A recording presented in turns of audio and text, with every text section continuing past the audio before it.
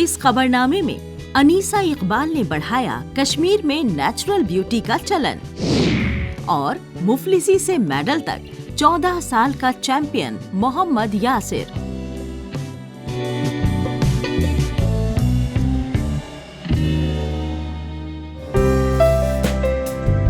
श्रीनगर की पुरकशिश वादियों से एक नई कामयाबी की कहानी सामने आई है। अनीसा इकबाल एक नौजवान कश्मीरी खातून। उन्होंने केमिकल फ्री पर्सनल केयर का अपना पहला आउटलेट खोला है। शुरुआत छोटे पैमाने से हुई थी, लेकिन आज ये एक मुकम्मल कारोबार में तब्दील हो चुका है। अनीसा ने अपने घर में नेचुरल इंग्रेडिएंट से शैम्पू, परफ्यूम, हर्बल सोप और ऑयल बनाना शुरू किया। उनका मकसद था लोगों को केमिकल के नुकसान से बचाना और उन्हें खालिस फितरी प्रोडक्ट मुहैया कराना। मैंने अपना ये सोप में हैंडमेड सोप एंड शैम्पूज़ वगैरह बना रही हूँ और मैंने ये स्टार्ट किया था नवंबर 2024 में। उससे पहले मुझे ये आइडिया आया था, बट मुझे ये आइडिया नहीं था कि मैं ये इस स्केल पे एस्टैब्लिश करूँगी। बट मेरा ये था कि मैं इसको थोड़ा आगे बढ़ाना चाहती थी और अल्लाह के करम से आज ये बहुत ज़्यादा अच्छा चल रहा है। और मेरा जब ये आइडिया आया था, मुझे बस ये था कि सेंसिटिव स्किन जिनकी भी होती है उनके रिलेटेड मैं कुछ ऐसा बनाऊं जो केमिकल फ्री हो, जिनमें ऐसे हार्मफुल केमिकल्स नहीं हो। तो इस वजह से फिर मैंने स्टार्ट किया था। मैं तब 12th में थी, 12th मैंने कंप्लीट किया। उसके बाद मैंने अपनी नीट कोचिंग कोटा से कंप्लीट की हुई है। उसके बाद अभी मैं कॉलेज ज्वाइन करने जा रही हूँ, अभी किया नहीं है। और उसी के साथ साथ मैं यहाँ से अपना बिजनेस स्टार्ट कर रही हूँ।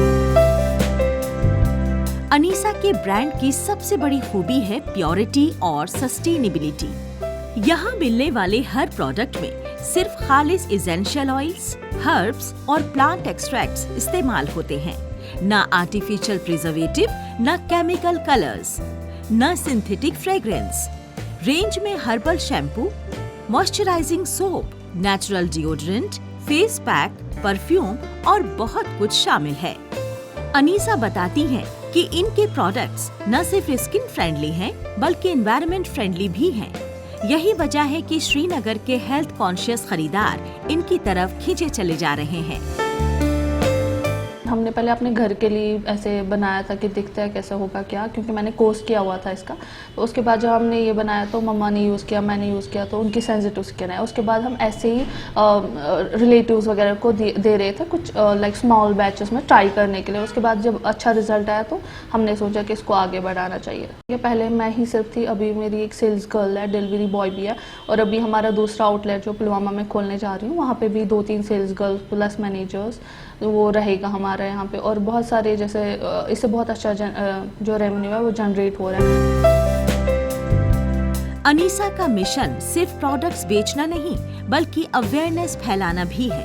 वो बताती हैं कि किस तरह रोजाना इस्तेमाल होने वाले कॉस्मेटिक प्रोडक्ट्स में केमिकल्स हमारी स्किन और सेहत के लिए नुकसानदेह साबित हो सकते हैं। उनका कहना है कि हमारे बुजुर्ग तो सिर्फ कुदरत पर भरोसा करते थे, वही रिवायत ये मॉडर्न टच के साथ वापस लाना चाहती हैं। अनीसा कस्टमाइज्ड फॉर्मुलेशन भी देती हैं, यानी हर सारिफ की स्किन टाइप और जरूरत के हिसाब से प्रोडक्ट तैयार करती हैं। मेरे हिसाब से जो अनीसा ने ये स्टेप होता है, ये बहुत अच्छा स्टेप है आज के दौर के लिए, क्योंकि हमारा जो आजकल स्किन है, स्किन इश्यूज़ रहते हैं और हम केमिकल बेस्ड प्रोडक्ट्स यूज़ करते हैं जो कि हमारी स्किन के लिए सही नहीं होते। जो अनीसा ने ये स्टेप उठाया, it's all natural, it's handmade, जो कि ये खुद बनाती है घर पे, हमारी स्किन के लिए सूट करती है, बहुत अच्छी हमारे स्किन के लिए होती है। इसमें कोई केमिकल नहीं है, कोई हार्श केमिकल नहीं है जो कि हमारे स्किन को नुकसान पहुँचा सके। मुझे लगता है कि आज की जो ये अभी दौर चल रहा है, इसमें अवेयरनेस होनी है आ गई है कि कितना हैंडमेड हमें चाहिए, क्योंकि आपको पता है कि ना इस वक्त कितना केमिकल बेस्ड चल रहा है कि उससे कुछ होता नहीं है, हालांकि स्किन ख़राब भी हो जाता है। तो लोगों को भी अब पता चल गया कि नेचुरल कितना हम रिकमेंड करते हैं। आज अनीसा इकबाल की ये मेहनत वादी में एक मिसाल बन चुकी है। ये सिर्फ एक कारोबार नहीं, बल्कि सस्टेनेबल लाइवलीहुड का जरिया भी है। आने वाले वक्त में अनीसा अपने प्रोडक्ट लाइन को बढ़ाने और पूरे जम्मू कश्मीर में रिच बनाने का इरादा रखती हैं। इनकी कहानी हर उस नौजवान के लिए इंस्पिरेशन है जो अपने ख्वाबों को हकीकत में बदलना चाहता है। बस शर्त है मेहनत, लगन और सोसाइटी के लिए एक बेहतर सोच की।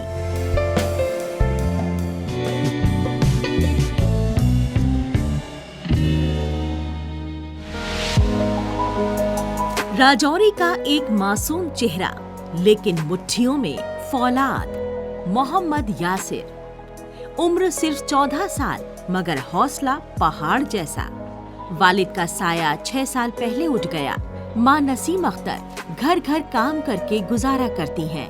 एंटी एनक्रोचमेंट ड्राइव के बाद कुनबे को DIET की खस्ताहाल सरकारी इमारत में पनाह मिली।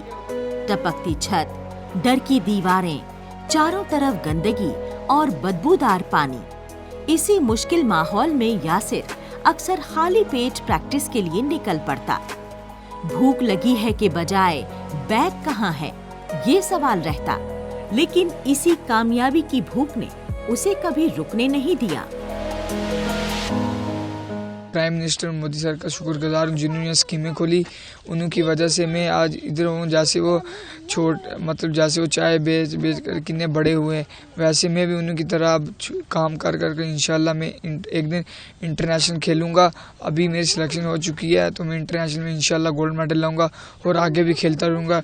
2036 में इंशाल्लाह मैंने ओलंपिक खेलना है और मेडल लाने की कोशिश करनी है इंशाल्लाह। स्पोर्ट्स स्टेडियम राजौरी का इंडोर हॉल यही यासिर का अखाड़ा है और यही उसकी दूसरी दुनिया है।